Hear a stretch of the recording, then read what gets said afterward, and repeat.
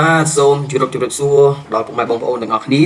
សូមរីករាយសម្ដាប់នៅវីដេអូទី3របស់ខ្ញុំដូចតទៅដោយថ្ងៃនេះខ្ញុំនឹងធ្វើការចែករំលែកនៅសំណួរមួយទៀតដែលមានសារៈសំខាន់ខ្លាំងមែនទែនដែលបងប្អូនងាយនៅក្នុងការយកទៅស្វែងយល់ទាំងអស់គ្នាបាទសំណួររបស់ខ្ញុំសួរថាអ្វីទៅដែលហៅថាអាស៊ីអាគ្នេយ៍បាទអាស៊ីអាគ្នេយ៍ហ្នឹងជាអីជាតំបន់ណាជាប្រទេសណាជាកន្លែងណាហើយមានប្រមាណប្រទេសទៅបាទអញ្ចឹងអ្វីទៅដែលហៅថាអាស៊ីអាគ្នេយ៍សំណួរនិយមន័យនៃពាក្យអាស៊ីអាគ្នេយ៍គេថាអាស៊ីអាគ្នេយ៍គឺជាអនុតំបន់មួយនៃទ្វីបអាស៊ីដែលស្ថិតនៅភាគខាងត្បូងប្រទេសចិនខាងកើតប្រទេសឥណ្ឌាខាងលិចប្រទេសញូហ្គីណេក្នុងនេះដែលប្រទេសហ្គីណេឬក៏ប្រទេសញូហ្គីណេថ្មីហ្នឹងនិងខាងជើងប្រទេសអូស្ត្រាលីអញ្ចឹងគេថាម៉េចគេថាអាស៊ីអាគ្នេយ៍ហ្នឹងគឺជាអនុតំបន់មានន័យថាអនុតំបន់ណាគឺអនុតំបន់មួយនៃទ្វីបអាស៊ីអញ្ចឹងមានន័យថានៅក្នុងទ្វីបអាស៊ីហ្នឹងគឺប្រកាសជាចែកចេញជាច្រើនតំបន់ហើយអញ្ចឹងនៅក្នុងច្រើនតំបន់ហ្នឹងគឺមានតំបន់មួយគឺអាស៊ីអាគ្នេយ៍ហ្នឹងឯងបាទអញ្ចឹងហើយអាស៊ីអាគ្នេយ៍គឺជាអនុតំបន់មួយនៃទ្វីបអាស៊ីដែលស្ថិតនៅភាគខាងត្បូងប្រទេសចិនខាងកើតប្រទេសឥណ្ឌាខាងលិចប្រទេសញូហ្គីណេថ្មីនិងខាងជើងប្រទេសអូស្ត្រាលីអញ្ចឹងដើម្បីឲ្យបងប្អូនងាយដឹងថាអូវាពិតមែនអត់គេលើកឡើងនេះខាងជើងខាងលិចខាងត្បូងខាងជើងនេះខាងកើតនេះវាយ៉ាងម៉េចវាត្រូវអត់អញ្ចឹងសូមបងប្អូនរីករាយទស្សនាជាមួយនឹងខ្ញុំអំពីផែនទីអញ្ចឹងយើងនេះផែនទីរបស់យើងនេះគឺជាផែនទីដែលកំណត់ដៅនៃទ្វីបអាស៊ីមានថាអាស៊ីទាំងមូលហ្មងយើងនិយាយពីអាស៊ីទាំងមូលអញ្ចឹងអាស៊ីទាំងមូលហ្នឹងគឺបែងចែកចេញជាតំបន់ផ្សេងទៀតមានន័យថាបែងចែកចេញជា6តំបន់ផ្សេងគ្នាដោយមានអីខ្លះនៅក្នុងទ្វីបអាស៊ីហ្នឹងមាន6តំបន់ផ្សេងគ្នាដោយទី1នេះបងប្អូននេះគេថា Northern Asia គេថាគឺអាស៊ីខាងជើងនេះអាស៊ីខាងជើងដល់ពេលអានេះអីគេ Southern Asia បាទអានេះគឺអាស៊ីខាងត្បូងដល់ពេលអានេះ Eastern Asia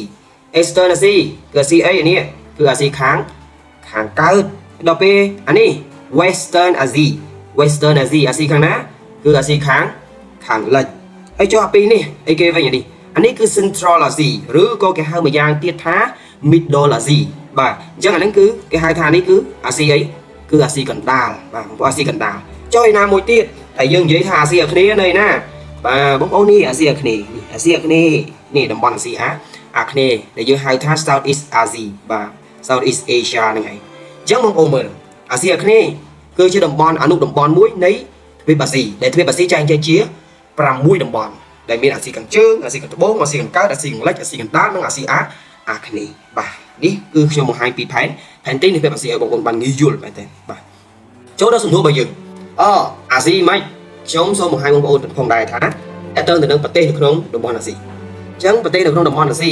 ដែលខ្ញុំបង្ហាញបងប្អូននេះបង្ហាញអស់តែម្ដងខ្ញុំដាក់ថាអាស៊ីអាគ្នេយ៍ដីគោកហើយដល់ពេលខាងនេះបងប្អូនមើលខាងនេះអាស៊ីអាគ្នេយ៍ដីកោះអញ្ចឹងវាមានដីគោកនិងដីកោះអញ្ចឹងយ៉ាងម៉េចគេថាម៉េចប្រទេសនៅក្នុងតំបន់អាស៊ីអាគ្នេយ៍ចែកចេញជា11ប្រទេសដែលមានប្រទេសដីគោកនឹងចំនួន5ប្រទេសនេះប្រទេសដីគោកនេះចំនួន5ប្រទេសរីឯប្រទេសដីកោះមានចំនួន6ប្រទេសអញ្ចឹងបូកចូលគ្នាទាំងអស់មានចំនួនប៉ុន្មាន11ប្រទេសបាទ11ប្រទេសដោយអាស៊ីអាគ្នេយ៍ដីគោកមានដូចជាកម្ពុជាថៃឡាវវៀតណាមមីយ៉ាន់ម៉ាឬក៏ភូមាអញ្ចឹងនេះគឺអាស៊ីអាគ្នេយ៍ដីគោកដល់ពេលនេះអាស៊ីអាគ្នេយ៍ដីកោះគឺប្រទេសឥណ្ឌូនេស៊ីម៉ាឡេស៊ីហ្វីលីពីនសិង្ហបុរីប្រ៊ុយណេនិងទីម៉ូខាងកើតឬក៏ទីម៉ូឡេស្តេដើម្បីបងប្អូនមើលថាតើតំបន់ហ្នឹងនៅកន្លែងណាមើលផែនទីទាំងអស់គ្នាដែលមានទង់ជាតិជាសម្គាល់បាទអញ្ចឹងយើងមើលនេះនៅក្នុងនេះគឺជាផែនទីនៃអាស៊ីអាគ្នេយ៍របស់យើងដែលមាន11ប្រទេសហ្នឹងឯងបាទអញ្ចឹងបងប្អូនមើលត្រង់នេះដែលខ្ញុំទាំងអស់នេះដែលម៉ៅរបស់ខ្ញុំហ្នឹងបងប្អូនមើលត្រង់នេះឃើញទេបាទឃើញទេអញ្ចឹងឃើញទេមានប្រទេសមីយ៉ាន់ម៉ាបាទមានប្រទេសមីយ៉ាន់ម៉ាប្រទេសឡាវប្រទេសថៃប្រទេសកម្ពុជានិងប្រទេសវៀតណាមបាទអញ្ចឹងទេអញ្ចឹងទាំងអស់នេះទាំងអស់ហ្នឹងគឺជាអីជាតំបន់មួយនៃទ្វីបអាស៊ីអាគ្នេយ៍ហ្នឹងគឺតំបន់អាស៊ីអាគ្នេយ៍ដីគោកដែលមានចំនួន5ប្រទេសហ្នឹងឯងមានកម្ពុជាវៀតណាមឡាវថៃនិងមីយ៉ាន់ម៉ាដល់ពេលអាស៊ីអាគ្នេយ៍ដីកោះមកម៉េចនេះអាស៊ីអាគ្នេយ៍ដីកោះនេះយើងបូកស្រុកនេះមកនេះបាទនេះព្រំប្រទល់ជាប់ប៉ាពូញូហ្គីណេនេះឡើងមកលើនេះហ្វីលីពីនបាទអញ្ចឹងដែលមានប្រទេសគេហ្វីលីពីនរុយណេម៉ាឡេស៊ីសិង្ហបុរីអានេះគេឥណ្ឌូនេស៊ីនិងទីម៉ូឡេស្តេអញ្ចឹងបងប្អូនឃើញទេគឺអាស៊ីអាគ្នេយ៍ចែកចេញជា11ប្រទេសបាទនេះគឺខ្ញុំលើកឡើងខាងលើហ្នឹងណាបងប្អូនបាទ